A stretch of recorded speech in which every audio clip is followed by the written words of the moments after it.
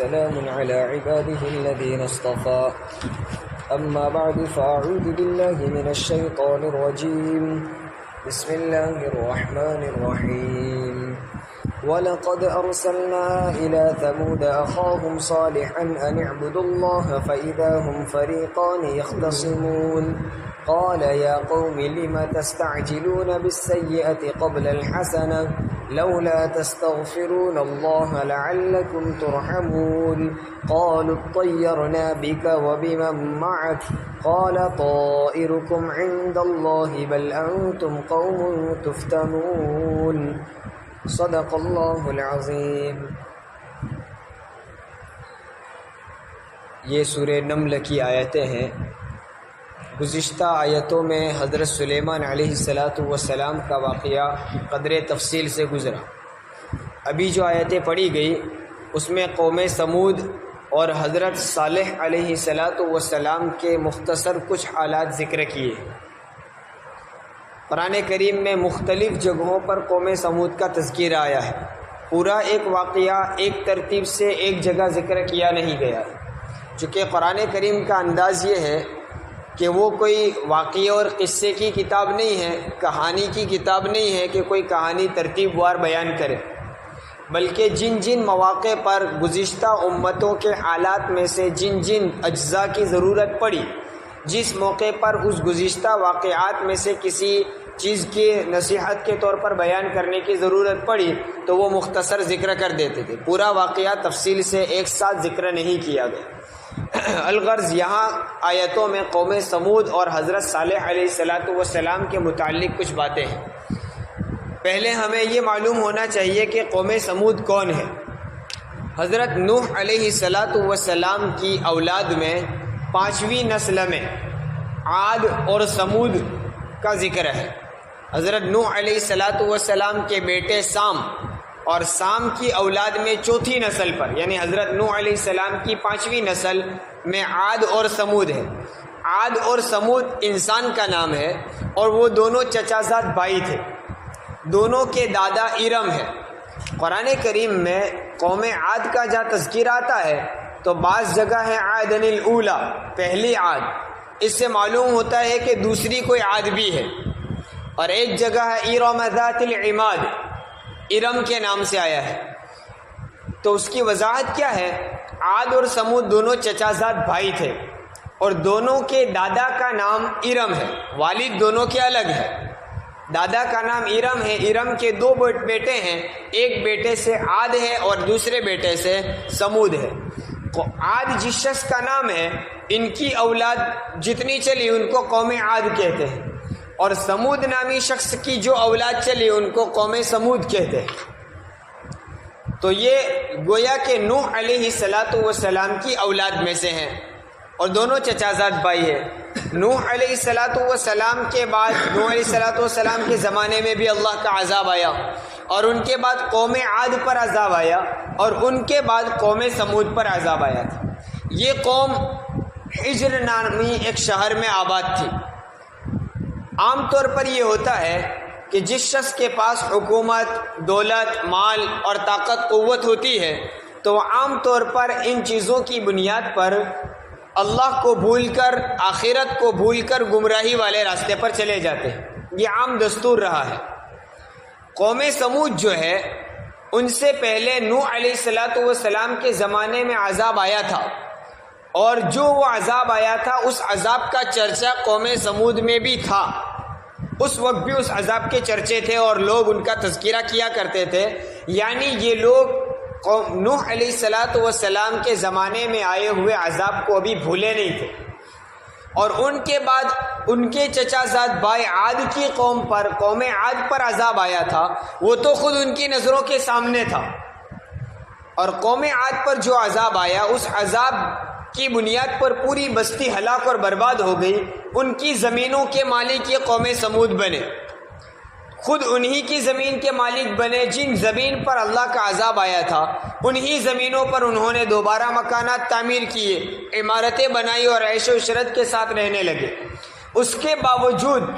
اس زمین پر رہ رہے ہیں جس زمین پر ایک مرتبہ اللہ کا عذاب آ چکا ہے، وہ دیکھ چکے ہیں، اس کے باوجود مال و دولت کے نشے میں اور حکومت اور قوت قدرت طاقت کی بنیاد پر وہ لوگ اللہ اور آخرت کو بھول گئے، اور جیسا قوم عاد بت پرستی میں اور غیر اللہ کی عبادت میں کفر و شرک میں لگی اور ہلاک و برباد ہوئی، انہی گناہوں میں قوم سمود بھی مبتلا ہوئی، اور ان کی اس نافرمانیوں کی وجہ سے آگے جیسا کہ آ رہا ہے ان پر اللہ تعالیٰ کا ان پر بھی عذاب آیا۔ بعض مورخین نے لکھا ہے کہ آج بھی قوم سمود پر جن عمارتوں پر اور جن جگہوں پر ان کا عذاب آیا تھا، اس کے اثرات، اس کے نشانات آج بھی موجود ہیں، اور ان کی عمارتوں پر وہ ارمی زبان میں اور سمودی زبان میں کتبے لکھے ہوئے ہیں، عبارتیں لکھی ہوئی موجود ہیں۔ الغرض یہ قوم سمود حجر میں آباد تھی، مال و دولت کے نشے میں آ کر انہوں نے اللہ تعالیٰ کی نافرمانی شروع کر دی۔ اللہ رب العزت نے دستور کے مطابق کہ جب جب کوئی قوم اللہ کی نافرمانی میں مبتلا ہوتی، اللہ کی طاقت کو، اللہ کی قدرت کو اور اللہ کی ذات کو بھول جاتی، تو اللہ تبارک و تعالیٰ اس قوم میں رسول بھیجا کرتے تھے۔ بس اسی طرح قوم سمود میں بھی اللہ تبارک و تعالیٰ نے حضرت صالح علیہ السلام کو نبی بنا کر بھیجا، جیسا کہ آیت میں ہے وَلَقَدْ أَرْسَلْنَا إِلَىٰ ثَمُودَ أَخَاهُمْ صَالِحًا، ہم نے سمود کی طرف ان کے بھائی صالح کو نبی بنا کر بھیجا۔ قوم سمود میں حضرت صالح علیہ السلام کو نبی بنا کر بھیجا، تو اللہ نے ذکر کیا ہم نے ان کے بھائی صالح کو نبی بنایا، چونکہ صالح علیہ السلام بھی قوم سمود ہی میں سے تھے۔ سمود جیسا کہ ارم کی اولاد میں ہے اور سمود کی نسل میں حضرت نوح علیہ السلام ہے، اسی طرح حضرت صالح علیہ السلام کے آباء و اجداد، ان کا نسب بھی حضرت نوح علیہ السلام سے ملتا ہے، تو گویا وہ ایک خاندان کے تھے، قبیلے کے تھے۔ اس لحاظ سے قرآن نے کہا وَلَقَدْ أَرْسَلْنَا إِلَىٰ ثَمُودَ، ہم نے قوم سمود کے پاس رسول بھیجے، کن کو؟ أَخَاهُمْ صَالِحًا، ان کے بھائی صالح کو، جیسا کہ سورہ اعراف میں بھی ہے وَإِلَىٰ ثَمُودَ أَخَاهُمْ صَالِحًا، ہم نے ان کے پاس یعنی سمود کی طرف ان کے بھائی صالح کو نبی بنا کر بھیجا۔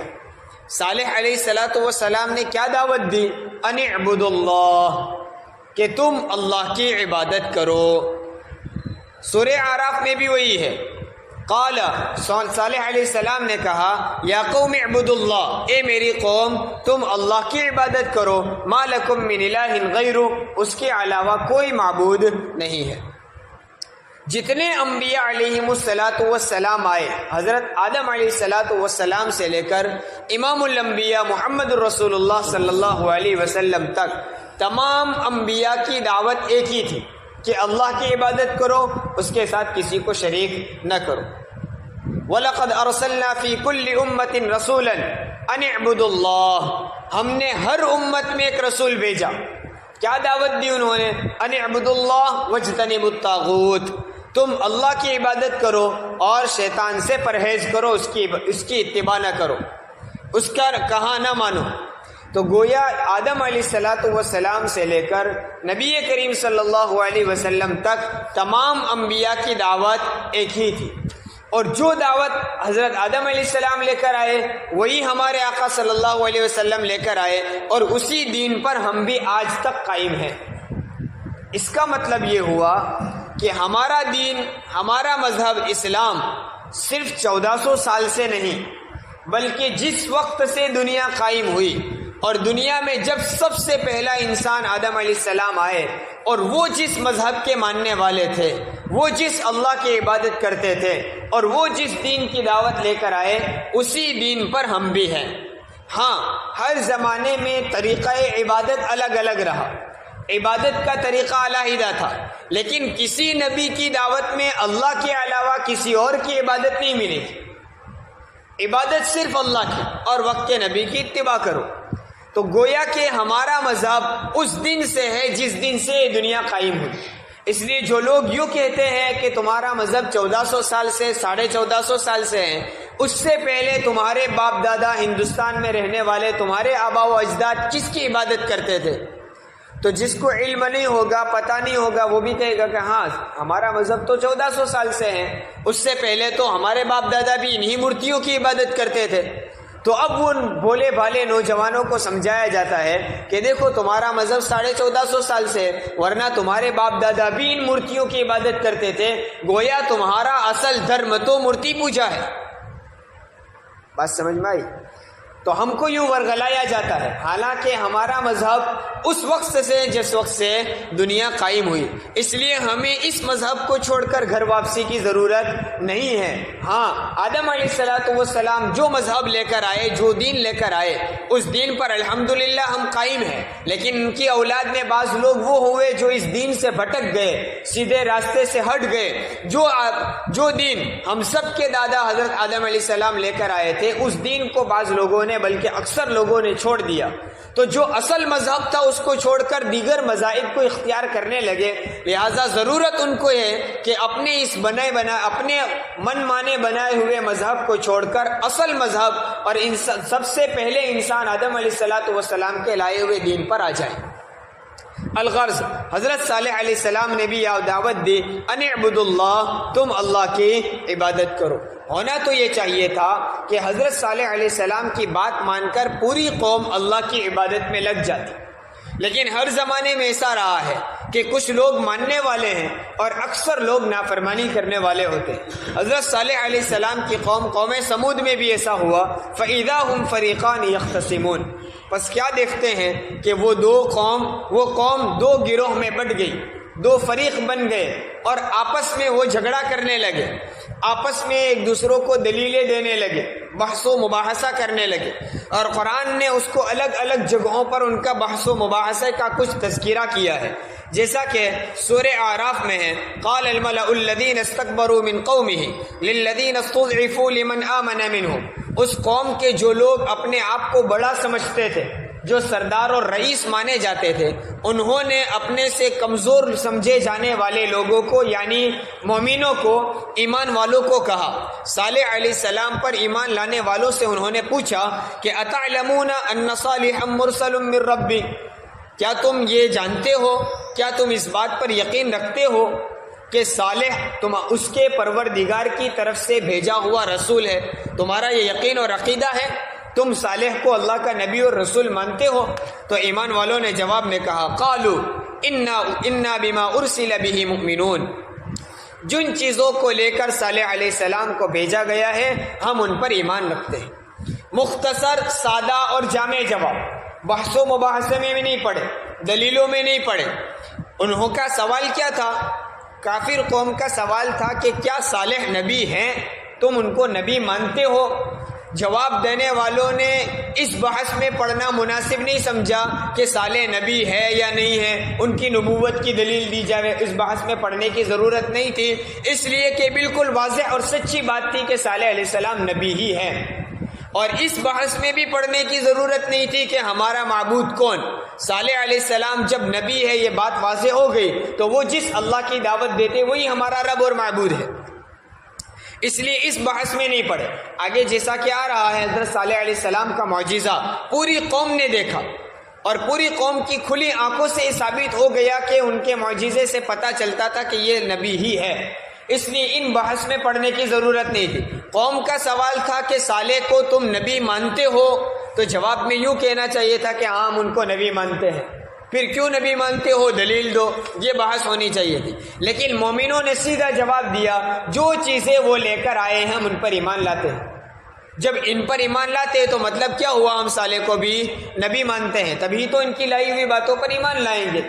الغرض، انہوں نے مختصر جواب دیا، جیسا کہ سورہ اعراف میں ان کی آپس کی باتوں کو یہ ذکر کیا ہے، اور ہم جس سورت کی تفسیر میں چل رہے ہیں سورہ نمل میں بھی اس کا مختصر تذکرہ ہے۔ قالوا اطیرنا بک وبمن معک، اس سے پہلے قال یا قوم لم تستعجلون بالسیئۃ قبل الحسنہ، حضرت صالح علیہ السلام نے ان کو ڈرایا کہ چونکہ انہوں نے عذاب کا مطالبہ کیا تھا کہ تم جس عذاب کی ہمیں دھمکی دیتے ہو عذاب لا کر دکھاؤ۔ صالح علیہ السلام نے کہا تم اتنا جلدی عذاب کیوں مانگتے ہو؟ ابھی موقع ہے، معافی مانگ سکتے ہو، توبہ کر سکتے ہو، اللہ سے مغفرت طلب کرو، اپنے گناہوں کی معافی مانگو اور ایمان لے آؤ۔ انہوں نے کیا کہا؟ قالوا اطیرنا بک وبمن معک، ہم تو تم کو بھی اور تمہارے ساتھ جتنے لوگ ہیں ان سب کو نعوذ باللہ منحوس سمجھتے ہیں۔ اس قوم نے ایسا کہا۔ حضرت صالح علیہ السلام نے کہا قال طائرکم عند اللہ، تمہاری نحوست کا علم اللہ کے پاس، اللہ جانتا ہے کون منحوس ہے کون مبارک ہے، چونکہ تمہارے کفر شرک کا اللہ تعالیٰ کو علم ہے، لہٰذا تمہارے کفر شرک اور تمہاری بدعمالیوں کو اللہ تعالیٰ تمہاری اس نحوست کو جانتا ہے۔ بل انتم قوم تفتنون، بلکہ تم کو تو آزمایا جا رہا ہے، تمہارا امتحان لیا جا رہا ہے، موقع ہے اس وقت بات مان لو، ورنہ تم اس امتحان میں آزمائش میں ناکام ہوں گے تو پھر ہمیشہ ہمیش کا عذاب اور ہمیشہ ہمیش کی ناکامی اٹھانی پڑے گی۔ یہ آپس میں ان قوموں کے بحث و مباحثے کو اللہ تعالیٰ نے مختصر ذکر کیا ہے، لیکن جن لوگوں کو بات نہیں ماننا تھا، ایمان قبول نہیں کرنا تھا، وہ اڑے رہے، اور انہوں نے کہا صالح علیہ السلام سے کہ اچھا تم ایک نیا دین لے کر آئے ہو اور ایک نیا مذہب لے کر آئے ہو، اس نئے مذہبی کی بنیاد پر تو نعوذ باللہ صالح علیہ السلام اور مومنوں کو انہوں نے منحوس کہا، کیونکہ وہ یہ سمجھتے تھے کہ نئی باتیں لے کر آتے ہیں، نیا دین جس دین پر ہم پہلے سے چلے آ رہے ہیں اس سے ہٹا کر نیا دین سکھا رہے ہیں، تو اس وجہ سے ہماری قوم میں اختلاف ہوتا ہے، ہماری قوم میں تفریقہ ہو جاتے ہیں، آپس میں جماعتیں بن جاتی ہیں، اتحاد ٹوٹ جاتا ہے۔ اور یہی دلیل آج بھی شیطان ہم کو سکھاتا ہے، جہاں کہیں خرافات ہو، جہاں کہیں دین کے خلاف ہو رہا ہو، اس وقت ہمیں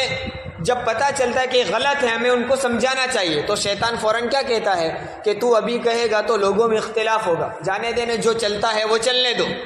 حالانکہ بھائی جو چل رہا ہے وہ غلط ہے، اللہ کو ناراض کرنے والا ہے، تو اس موقع پر ہمیں سمجھا کر نصیحت کے ذریعے، دھمکانا نہیں ہے، لڑائی جھگڑا نہیں کرنا ہے، محبت سے پیار سے ان کو اللہ کی ناراضگی والے راستے سے ہٹا کر اللہ کی رضا والے راستے پر تو لانا ہے۔ اگر ہمارے سمجھانے کی وجہ سے ہمارا دماغ، ہماری عقل اور شیطان کے وسوسے ہمیں یہ کہتے کہ اختلاف ہوگا اور لوگ ناراض ہوں گے، تو اس وقت ہمیں یہ بھی سمجھنا چاہیے کہ اس موقع پر اگر ہم نے لوگوں کو نہیں سمجھایا تو لوگ اگرچہ ہم سے راضی رہیں گے لیکن اللہ ناراض ہوگا، تو کس کی رضا کو ہمیں ترجیح دینی چاہیے، اس وقت ہمیں فیصلہ کرنا ہوگا۔ الغرض قوم کے لوگوں کا بھی یہی خیال تھا کہ صالح نے آ کر یہ نئی باتیں سکھائی، اتنے سارے بتوں کی اور مورتیوں کی ہم عبادت کرتے تھے، انہوں نے آ کر کہہ دیا کہ صرف ایک اللہ کی عبادت کرو، ان کے ماننے والے کچھ لوگ ہو گئے جس کی وجہ سے ہماری قوم میں اختلاف ہو گیا۔ اس وجہ سے انہوں نے نعوذ باللہ صالح علیہ السلام اور مسلمانوں کو منحوس کہا، اس لیے انہوں نے کہا کہ چلیے جو دین تم لے کر آئے ہو اور تم اپنے آپ کو رسول اور نبی کہتے ہو تو بتاؤ تمہارے پاس اس کی کیا دلیل ہے، کوئی ایسی دلیل بتاؤ۔ اور انہوں نے آپس میں مشورہ کیا کہ ہم صالح کے پاس جا کر ایک ایسا مطالبہ رکھ دیں کہ جس کو وہ پورا ہی نہ کر سکے، ایسی مانگ ان کے سامنے رکھے کہ ہماری یہ مانگ پوری کرو تو ہم تم کو رسول مانیں گے، اور وہ ایسی مانگ رکھے کہ صالح اس کو پورا ہی نہ کر سکے۔ حالانکہ صالح علیہ السلام تو اللہ کے نبی تھے اور اللہ تعالیٰ سے دعا کرو اور اللہ کے لیے کوئی چیز مشکل نہیں ہے۔ انہوں نے مشورہ کیا اور صالح علیہ السلام کے پاس آئے اور کہا کہ ہماری یہ اٹھنی، ہماری یہ پہاڑی، کتبہ نامی پہاڑی ہے، اس پہاڑی کے اندر سے ایک 10 ماہ کی گابھن اٹھنی نکال کر دکھاؤ۔ اٹھنی 10 ماہ کی گابھن ہونی چاہیے اور قوی اور تندرست ہونی چاہیے، طاقتور اور صحت مند ہونی چاہیے، ایسی اٹھنی پہاڑ کے اندر سے نکال کر دکھاؤ۔ اب یہ بظاہر ہماری عقلوں کے مطابق بھی ناممکن سا تھا کہ ایک پہاڑ ہے، بنا بنایا پہاڑ، اندر اٹھنی کہاں سے آئے گی، اور وہ اٹھنی بھی اتنی بڑی ہو جائے اور اتنی بڑی بھی وہ گابھن بھی، اور 10 ماہ کی گابھن ہو، طاقتور اور قوت والی ہو، تندرست ہو، ایسی اٹھنی پہاڑ کے اندر سے کہاں ہے؟ پہاڑ تو پتھر ہے، پتھر میں سے کیسے نکل سکتی ہے؟ صالح علیہ السلام نے قوم کے لوگوں سے کہا کہ دیکھیے اگر تمہارا یہ مطالبہ پورا ہو گیا تو تم ایمان لے آؤ گے۔ وہ لوگ سمجھتے تھے کہ یہ کبھی ہونے والا نہیں ہے، اس لیے کہا کہ ہاں اگر ایسا کر دو تو ہم ایمان لے آئیں گے۔ حضرت صالح علیہ السلام نے اللہ سے دعا کی، اللہ تبارک و تعالیٰ نے ان کی دعا قبول کی، اور ساری قوم کی نظروں کے سامنے پہاڑ میں حرکت پیدا ہوئی اور پہاڑ کے پتھر ہلے، پہاڑ پھٹا اور اس میں سے ان کے مطالبے کے مطابق اٹھنی نکلی۔ جیسا انہوں نے مطالبہ کیا تھا ایسی اٹھنی اللہ تبارک و تعالیٰ نے نکال کر دکھائی۔ اس کو معجزہ کہتے ہیں۔ معجزے کا مطلب ہے نبی کے ہاتھوں سے، نبی کے ذریعے سے کوئی ایسا انوکھا، اجنبے والا کام ظاہر ہو جو عام انسانوں سے نہیں ہوتا، اس میں تصرف نبی کا بھی نہیں ہوتا، وہ اللہ تعالیٰ کی ذات کار فرما ہوتی ہے، بس اللہ تعالیٰ نبی کو واسطہ اور سبب بناتا ہے تاکہ ان کو دیکھ کر لوگ ان کو نبی مان لے، نبی تسلیم کر لے۔ اب یہ کھلا ہوا معجزہ تھا، اس وقت قوم کے اکثر لوگوں نے یہ یقین کر لیا کہ اللہ کے نبی ہے اور وہ ایمان قبول کرنے والے بھی تھے، لیکن اس موقع پر بھی وہ قوم کے سرگنے، قوم کے سردار اور رئیس سمجھے جانے والے، جو مورتی پوجا کی، بت پرستی کے جو خاص پجاری تھے، امیر سمجھے جاتے تھے، ان لوگوں نے قوم کو ورگلایا، ان کو بھٹکایا اور ایمان قبول کرنے سے روک دیا، اس لیے اکثر لوگ ایمان قبول کرنے سے رک گئے۔ اس موقع پر صالح علیہ السلام کو اندیشہ تھا کہ اگر یہ لوگ ایمان نہیں لاتے اتنا کھلا معجزہ ہو جانے کے باوجود بھی، تو ہو سکتا ہے ان پر کوئی عذاب آئے، اور یہ اٹھنی اللہ تعالیٰ کی طرف سے آئی ہوئی ہے، اللہ کی اٹھنی ہے، اس کے ساتھ کوئی بدسلوکی کریں گے تو ممکن ہے ان کے اوپر کوئی عذاب آ جائے، اس لیے صالح علیہ السلام نے پہلے سے متنبع کر دیا۔ دیکھیے ہم جیسا ہوتا تو ہمارے اندر وہ قوت برداشت اتنی نہیں ہوتی، اتنا بڑا معجزہ ظاہر ہونے کے بعد بھی اگر لوگ بات نہ مانیں تو ہمارا جیسا ہوتا اسی وقت بد دعا کر دیتا، ان کو نصیحت کرنا تو بہت دور کی بات، اور ہمارے جیسے شخص کو تو بہت غصہ بھی آتا، لیکن انبیاء علیہ الصلوۃ والسلام میں علم، بردباری ہوتی ہے، برداشت کرنے کی وہ اللہ تعالیٰ طاقت رکھتا ہے، تو اس وقت بجائے غصہ کرنے کے، اس وقت بجائے بد دعا کرنے کے، حضرت صالح علیہ السلام نے قوم کو الٹا نصیحت کی۔ کیا نصیحت کی؟ ہذہ ناقۃ اللہ لکم آیۃ، یہ اللہ کی اٹھنی ہے تمہارے لیے ایک نشانی ہے، فذروھا تأکل فی ارض اللہ، تم اس کو چھوڑ دو، چھٹا چھوڑ دو، اس سے بدسلوکی مت کرو، وہ اللہ کی زمین میں کھاتی پیتی رہے، ولا تمسوھا بسوء، اور تم اس کو برائی کے ساتھ ہاتھ مت لگاؤ، یعنی برے ارادے سے، بری نیت سے اس کو ہاتھ مت لگانا، فیأخذکم عذاب علیم، کہیں ایسا نہ ہو کہ تم پر دردناک عذاب آ جائے۔ اس اندیشے سے صالح علیہ السلام نے پہلے ہی اپنی قوم کو متنبع کر دیا۔ یہ اللہ کی طرف سے آئی ہوئی اٹھنی کا حال کیا تھا کہ جس کنویں سے قوم کے لوگ پانی پیتے تھے اور اپنی پانی کی ضرورت جس کنویں سے پورا کرتے تھے، اسی کنویں سے یہ اٹھنی بھی پانی پیتی تھی،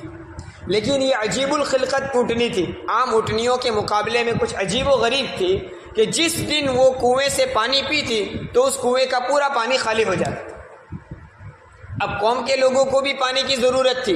حضرت صالح علیہ السلام نے اللہ تعالیٰ کے حکم سے قوم کے درمیان اور اٹھنی کے درمیان حصے کر دیے، تقسیم کر دیے، ایک دن اٹھنی کی باری اور ایک دن قوم کے لوگوں کی باری۔ جس دن اٹھنی کنویں سے پانی پیے اس دن قوم کے لوگوں کو پانی پینا نہیں ہے، یعنی اس دن پانی کنویں سے لینا نہیں ہے، اور پھر دوسرے دن پھر کنویں میں پانی آ جاتا، اس دن اپنی ضرورت کا پانی لوگ حاصل کر لیتے۔ اس میں بھی اللہ تعالیٰ کی ایک نعمت تھی کہ جس دن اٹھنی کی باری ہوتی اور وہ اٹھنی کنویں کا پانی پیتی تو لوگ، قوم کے لوگ تو اس کنویں سے پانی نہیں لے سکتے تھے، لیکن اللہ تبارک و تعالیٰ کی طرف سے اس اٹھنی میں اتنا دودھ آتا کہ پوری قوم سیراب ہو جاتی، اپنے سارے برتن بھر لیتی، اتنا بدلے میں اللہ تعالیٰ ان کو دودھ بھی دیتا تھا۔ تو دیکھیے یہ اس اعتبار سے ان کے لیے ایک نعمت بھی بن گئی، لیکن پھر بھی قوم کے کچھ لوگ ایسے ہوتے ہیں جن کو ان نعمتوں کی طرف نظر نہیں ہوتی، اور صالح علیہ السلام نے ان کو پہلے متنبع کر دیا تھا کہ تم اس اٹھنی کے ساتھ برا سلوک مت کرنا، لیکن پھر بھی انہوں نے اٹھنی کے ساتھ برائی والا معاملہ کیا، اٹھنی کو قتل کر دیا، اور اس کی بنیاد پر ان پر عذاب آیا۔ عذاب آنے سے پہلے بھی ان کو کچھ نشانیاں بتائی گئی تھی کہ یہ نشانیاں ہو جائے گی تو سمجھ جانا اب تم پر عذاب آئے گا۔ الغرض اٹھنی کے ساتھ کیا برتاؤ کیا، ان پر عذاب کی کیا نشانیاں تھی اور کس طرح عذاب آیا وغیرہ انشاءاللہ آئندہ مجلس میں۔ سبحان اللہ۔